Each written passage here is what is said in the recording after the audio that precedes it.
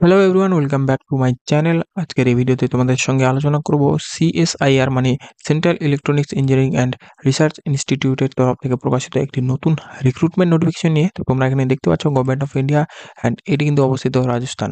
তো যাই হোক, এখানে তোমাদের অ্যাডভার্টাইজমেন্ট নাম্বার অ্যান্ড যে ডেট অফ পাবলিকেশন দেখতে পাচ্ছ 29/11/2024 পাবলিশ করা হয়েছে। And date of online application তোমাদের দেখতে পাচ্ছ 10/12/2024 সকাল 10টা থেকে চালু হচ্ছে, এবং লাস্ট ডেট তোমাদের রেজিস্ট্রেশন এবং সাবমিশনের তোমরা দেখতে পাচ্ছ 9/1/2025 মানে তোমাদের 9th জানুয়ারি 2025 কিন্তু তোমাদের অ্যাপ্লিকেশনটা ক্লোজ হচ্ছে। তো যাই হোক, এই অ্যাডভার্টাইজমেন্টটা তোমাদের যেই জন্য প্রকাশিত হয়েছে সেটা তোমরা দেখতে পাচ্ছ টেকনিক্যাল অ্যান্ড সাপোর্ট স্টাফের জন্য। তো সমস্ত বিষয় নিয়ে আলোচনা করবো। এর আগে তোমরা যদি চ্যানেলে নতুন হয়ে থাকো তো চ্যানেলটিকে অতি অবশ্যই সাবস্ক্রাইব করে রাখো এরকমের নতুন নতুন জব আপডেটগুলো সবার প্রথমে পাওয়ার জন্য। এখানে শুধুমাত্র একটি পোস্টের জন্য রিক্রুট করা হচ্ছে। তোমরা দেখতে পাচ্ছ টেকনিক্যাল অ্যাসিস্ট্যান্ট। তো এখানে টোটাল যে ভ্যাকেন্সিস তোমরা দেখতে পাচ্ছ, ইউআর এর জন্য 4টি, ইডব্লিউএস এর 1টি অ্যান্ড ওবিসি 3টি, এসসিদের 2টি। তো যাই হোক, এখানে তোমাদের টোটাল যে ভ্যাকেন্সি সংখ্যা দেখতে পাচ্ছ 11টি রয়েছে। এটা কিন্তু অবশ্যই পার্মানেন্ট বেসিসে রিক্রুট করা হচ্ছে। এখানে তোমরা পে লেভেলটা দেখতে পেয়ে যাচ্ছ, পে লেভেল 6 এবং ম্যাট্রিক্স তোমাদের 35,400 থেকে 1,12,400 পর্যন্ত রয়েছে। এবং তোমাদের যে টোটাল এমপ্লয়মেন্ট রয়েছে তোমরা দেখতে পাচ্ছ 56,916 অ্যান্ড আপার এজ তোমরা দেখতে পাচ্ছ 28 বছর পর্যন্ত কিন্তু তোমাদের আপার এজ রয়েছে। আর হিসেব করা হবে 9/1/2025 অনুযায়ী। এরপর কথা বলবো তোমাদের যে সমস্ত ডিটেলস রয়েছে, এডুকেশনাল কোয়ালিফিকেশন সমস্ত কিছু নেই। তো এখানে তোমরা পোস্ট কোড দেখতে পাচ্ছ, পোস্ট নেম তোমাদের একটি রয়েছে, টেকনিক্যাল অ্যাসিস্ট্যান্ট, অ্যান্ড তোমাদের পোস্ট ক্যাটাগরি ওয়াইজ কিন্তু সংখ্যাটা দেওয়া রয়েছে। অ্যান্ড এখানে কোয়ালিফিকেশন তোমরা দেখতে পাচ্ছ BSc in physics, electronics and communication, computer science and instrumentation.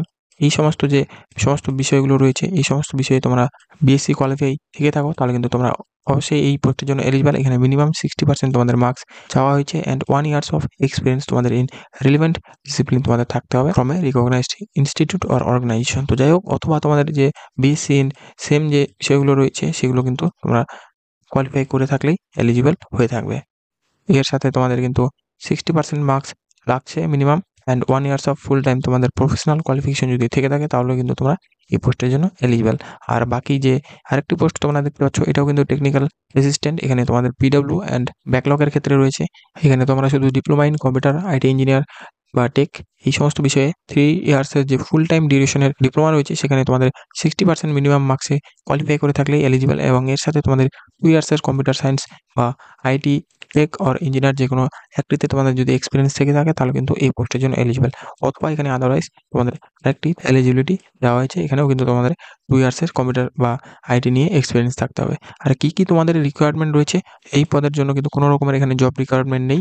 শুধুমাত্র যে পিডব্লিউ অ্যান্ড তোমাদের ব্যাকলগ ক্যাটাগরি রয়েছে তাদের ক্ষেত্রে এখানে রিকোয়ারমেন্টগুলো রয়েছে। তোমরা এখানে দেখতে পাচ্ছ application and requirement specific software design and development.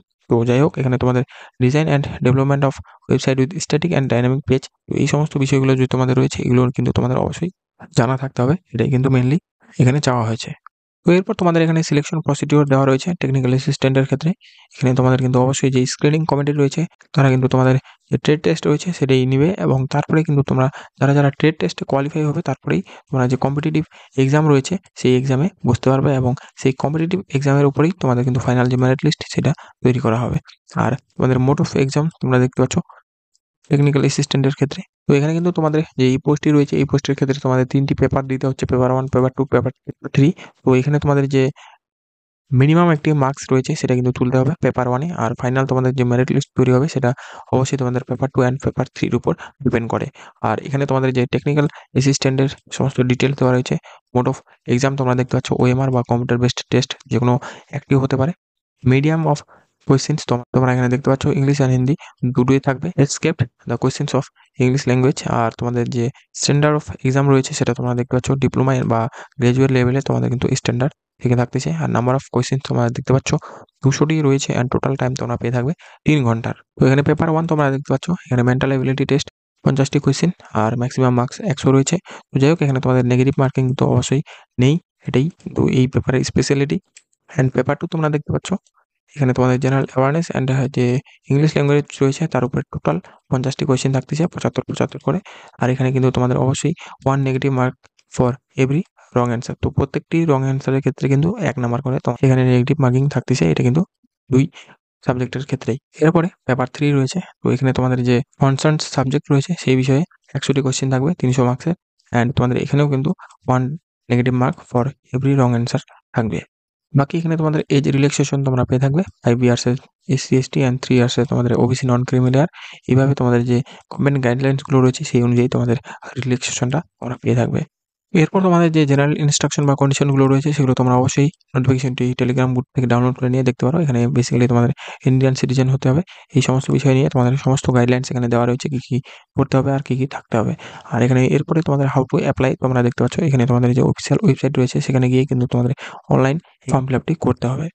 তো এখানে তোমরা যদি একটির বেশি অ্যাপ্লিকেশন করে থাকো তো প্রত্যেকটির জন্য কিন্তু আলাদা আলাদা অ্যাপ্লিকেশন তোমাদের সাবমিট করতে হবে। আর এখানে তোমাদের অ্যাপ্লিকেশন ফি 500 টাকা রয়েছে প্রত্যেকটি অ্যাপ্লিকেশনের জন্য।